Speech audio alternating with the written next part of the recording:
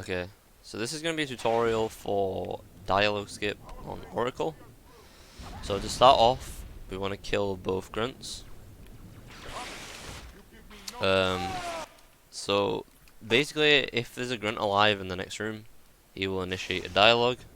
If we kill them like so we sword the first grunt, stick this guy, run away. Our allies should not aggro on us. Ignore that fly there. So we want to progress into the next room. So kill all the bodies as you usually would. I like to grab carbine here and then swap it for sentinel beam. And need the last body to give yourself a little bit of extra time. So you want to jump, make your way up to here. At this point, you're going to listen out for the heretic leader spawning. So hear that? The sound of this thing flying? That is our cue to go.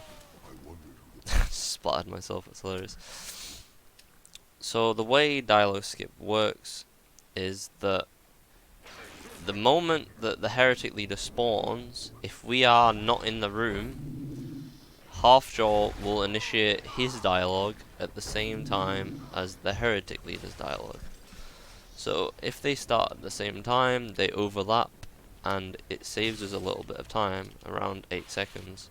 So instead of waiting for the heretic leader to finish his dialogue, Halfjaw will talk early. So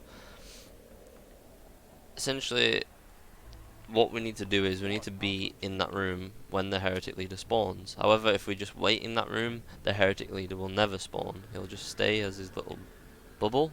This thing, I don't know why I'm calling it a bubble, but he'll just stay in this form forever.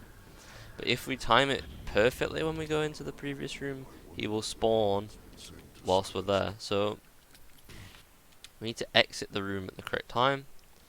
So as I just mentioned, we use him spawning in as an audio cue. Kill these two. And then progress. So I turn my audio up for this section because especially on Halo 2 Anniversary, it's rather quiet. So you want to have the sentinel beam, nade, grab the first sword.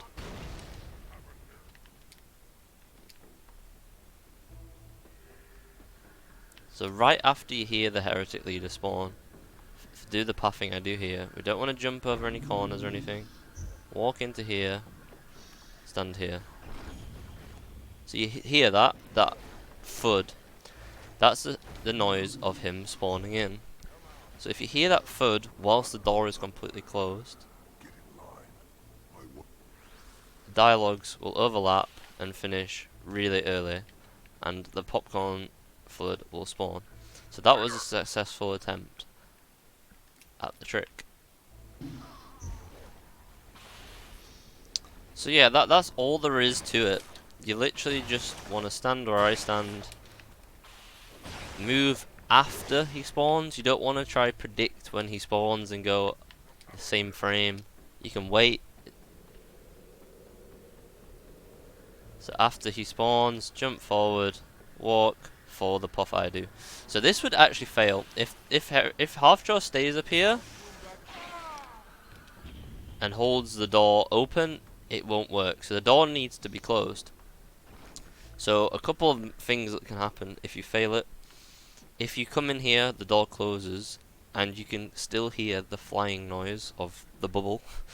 That means that you came into this room too early, and you went too early. If you come into this room and you hear him spawn, sort of the thudding noise before this door is fully closed, that means you went too late. So those are the only two possible things. Using my timing method, you should get it every time if you don't make any mistake. But if you are making mistakes and you're not getting the dialogue overlap, those are the reasons as to why. You can either be going too late or too early.